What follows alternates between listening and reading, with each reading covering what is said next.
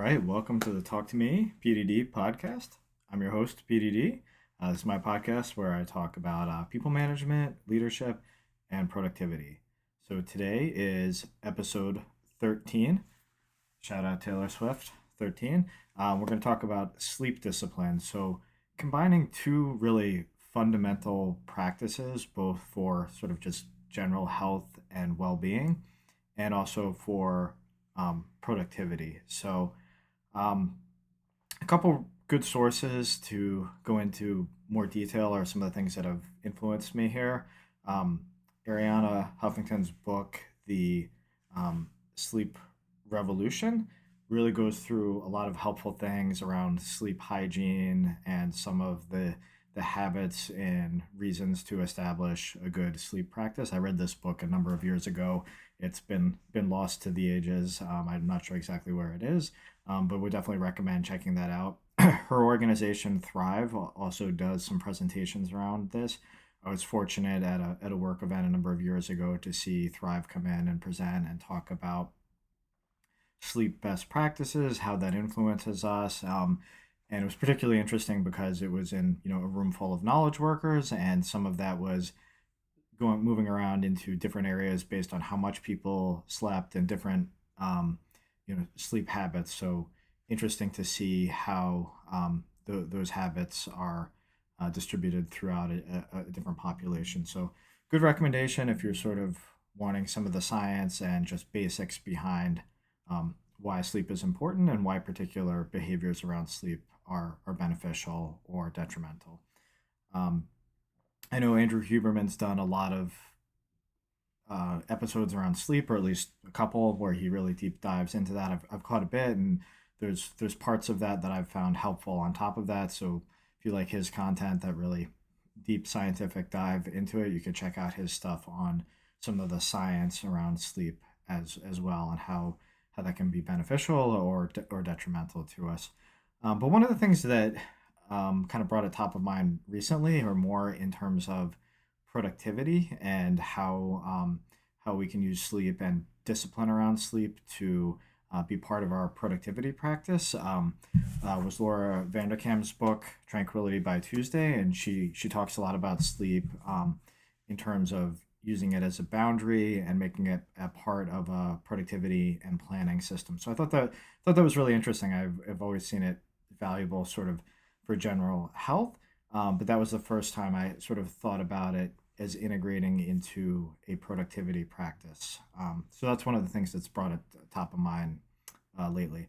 So boundaries, part of a healthy life, definitely part of having the right balance of work and life outside of work, and being able to transition into and out of those modes to help manage burnout, things like that. So sleep is really where you're going to have a hard boundary around your day, and sort of the end of the day, not necessarily the end of the workday, and then the beginning of it. So how do you incorporate that into a system of boundaries and use that to help manage burnout and help your recovery? So one of the things Laura Vanderkam talks about in her book is that it can be really difficult to put ourselves to bed as adults because we don't have to, right? And we've grown up, many of us, through our childhood, being told to go to bed when we didn't necessarily want to, and now we don't have to. So it can be hard to force ourselves to do it. Also, for many of us, it can feel like it's a time when you don't have any responsibilities, either with caretaking or with work. Um, so it can be very seductive to extend that time out, and we often struggle to go to bed as early as might be a good idea for it. So that's something that she talks about a bit in her book, and really the importance of trying to impose those boundaries. I've always heard the saying, try to be like the farmer who is up with the sun, and likewise going to bed when it gets dark. And I think that's good advice in general. Now, I've also read some things lately where people are talking about the creativity of working at night, and how um, maybe genetically or personality wise, some people are more wired to be energized and productive in the evening hours. And I would say that that's fine if that's if you fall into that category.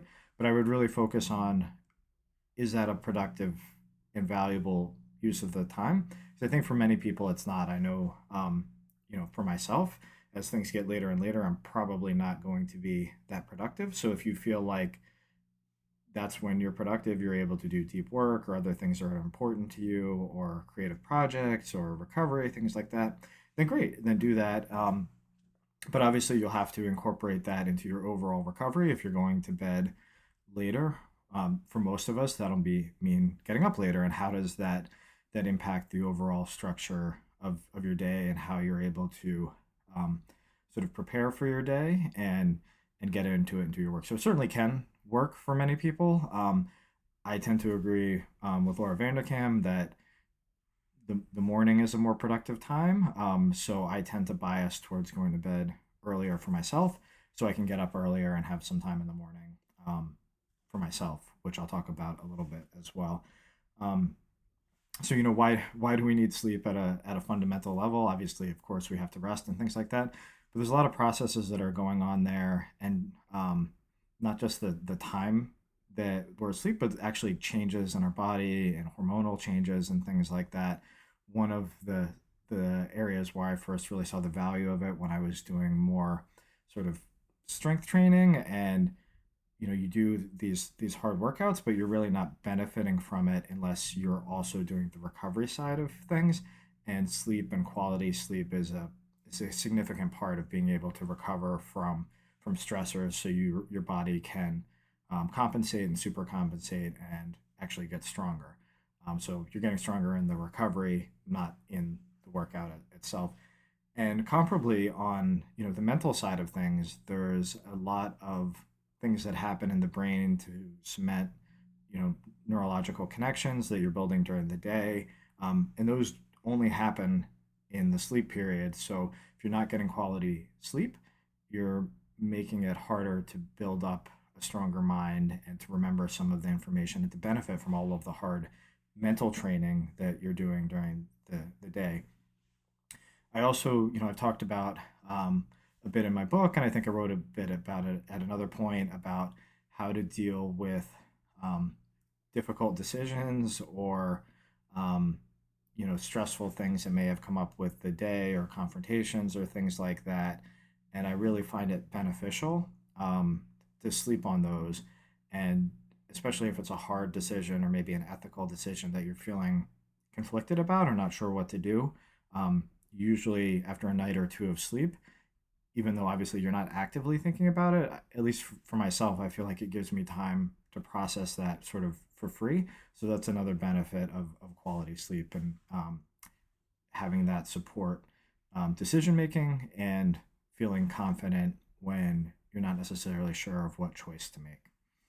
Um, and then all of your sleep is affecting your mood. So I think about for leaders, for people managers, you're interacting and supporting your directs and other people that you work with. And if you're not showing up well rested for those conversations, it's going to be difficult to use some of the techniques that you might have in feedback or in coaching or just being supportive, compassionate, and empathetic. Um, if you're not well rested, it can be challenging to have the patience or the practice to do some of those things.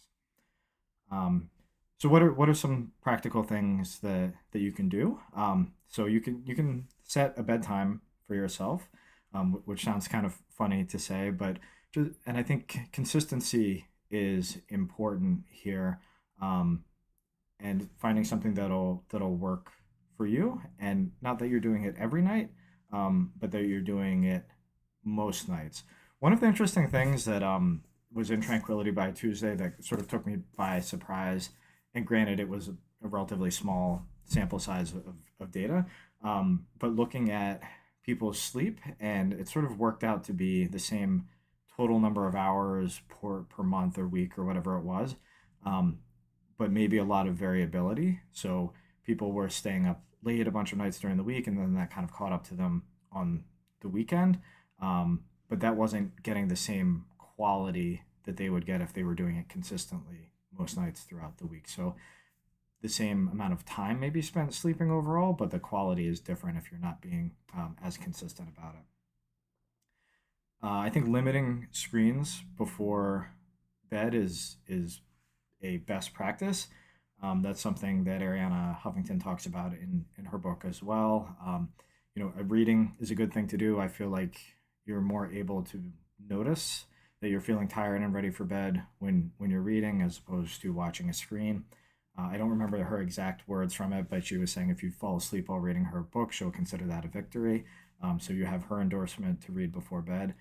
Um, if you are looking at screens, one of the things that I do is wear some blue light glasses before. They're pretty inexpensive and it's blocking some of the light from those screens, which, um, I find, you can tire you out in general, put some additional stress on your eyes, especially after a day of looking at the screen all day. But it's also helping with your body's circadian rhythm. It's blocking out that light that's telling your body that it's daytime and that you should be awake. So I would say ideally not watching screens. I'm not perfect there, whether it's work or non-work things. That sometimes happens at night. But I do feel like having glasses that block out the blue light can be helpful there. So putting your phone to bed is another really good practice. This was something that came up at the Thrive workshop that I saw a number of years ago, and they actually gave out a little miniature bed that was cell phone size to a couple people in the audience. So don't have a cell phone bed, but recently I moved my phone out of where I sleep, which I would definitely recommend. I probably took too long to do that, even though I had pretty good practices about not looking at my phone before bed. I was still using it for an alarm, which meant kind of by default when it went off in the morning, I was immediately looking at a screen. So uh, I definitely recommend that. Cal Newport calls it the phone foyer method, having a place where you come in the house and putting your phone there. I'm not quite that diligent about it, but at night I have a place that I put it. If you're worried about missing important notifications, emergencies, just make sure you have your phone settings on. You can still hear it, but the fact that it's not in the room with you is going to make it less likely you're looking at it, and just removing another screen that can provide that blue light or distraction as you're trying to go into your sleep routine. um, if you're sharing a sleeping situation with somebody else, a partner, a roommate, whoever, that's obviously going to impact your ability to do some of these things, and it's going to depend on what your relationship is with that person, how strict you can be about these things. But I think it's a good practice to be comfortable advocating for yourself. And there are times where I or my wife might kick each other out if one of us wants to go to bed, the other one wants to read or watch a show or something like that. So I think be comfortable in advocating for yourself to kind of have these practices, and having space that somebody else can go, if they want to read or if they want to stay up.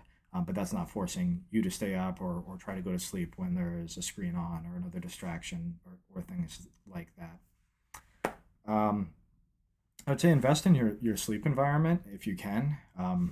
It should be it should be a place that feels good to be, that makes it easier for you to go to sleep.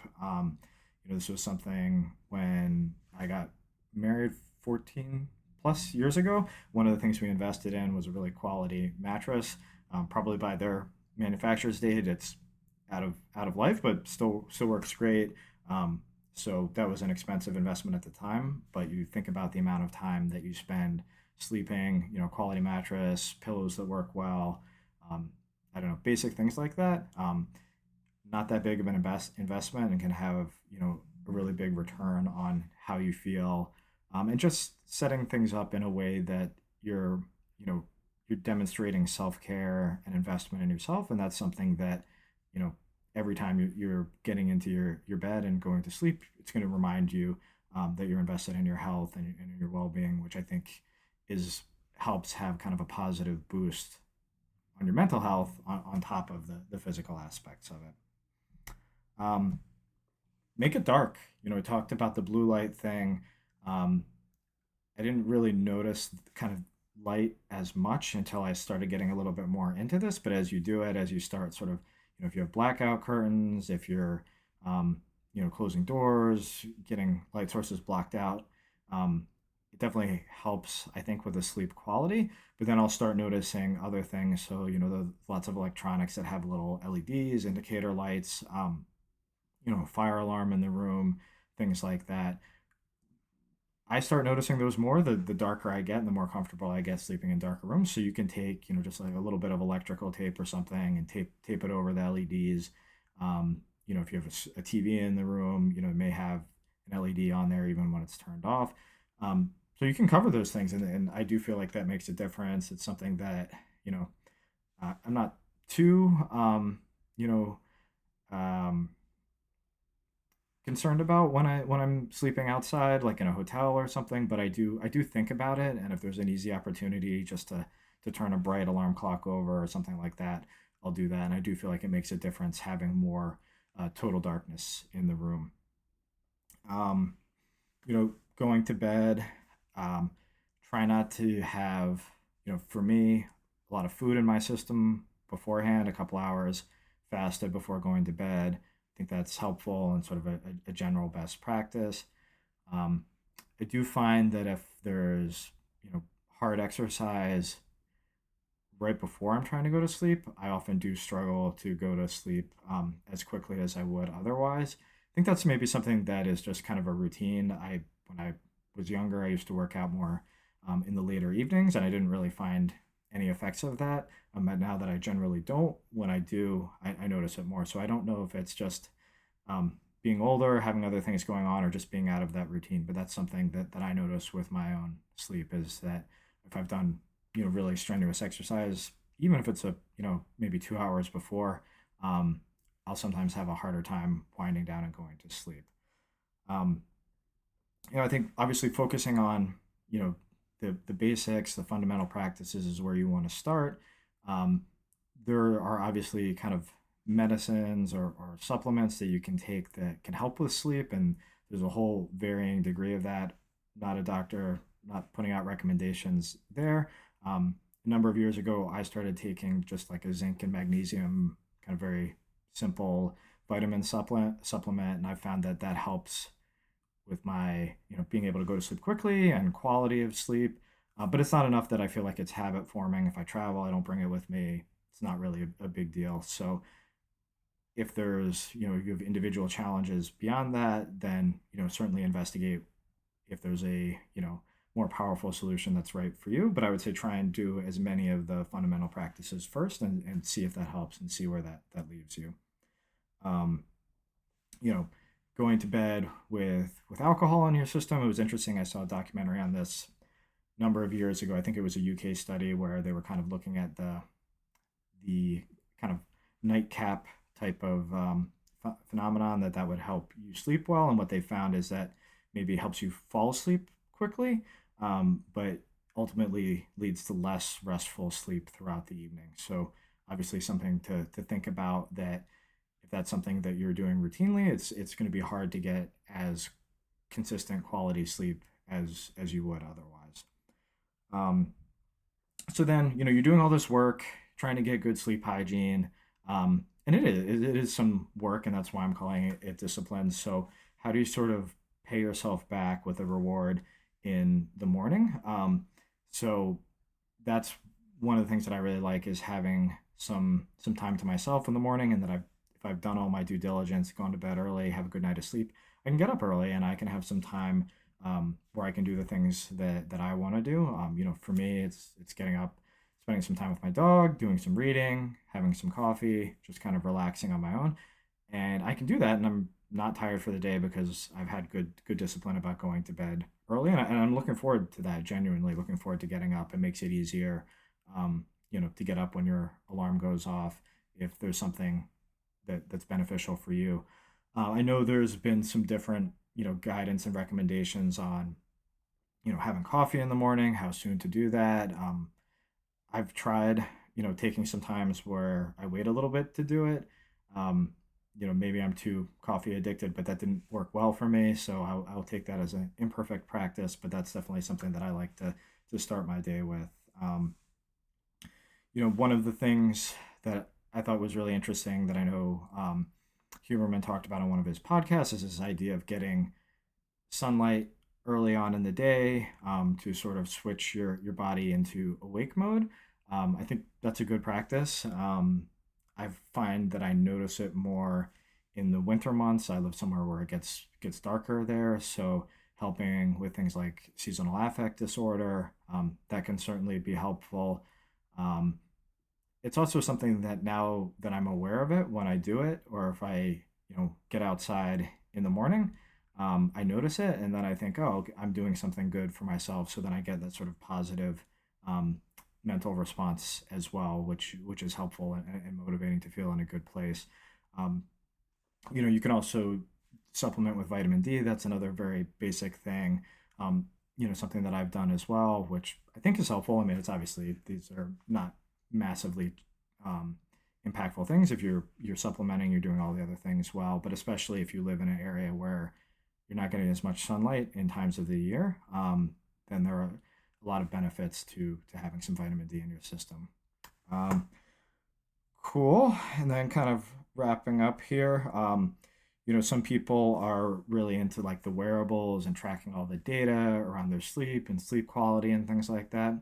I think that's great if you're into it. I would say if you're finding a wearable to do it, try to get one that doesn't have a screen on it, so you're minimizing that blue light and distraction and screen exposure and things like that. I know there are a number of devices that can do that don't actually have a screen on it. It's not something I personally do. I think I might think too much about it if I was wearing it while I was sleeping. And okay, what's my data? What's it measuring? And maybe get too much in my head there. So not something I do. I'm more trying to just get into in tune with how I'm feeling, as opposed to looking at the data side. But if it's motivating for you, absolutely, do that. And I think this is something like going back to the discipline aspect and how that having discipline practice in your life translates into many things about being productive and being able to do the things that you want and to accomplish hard things.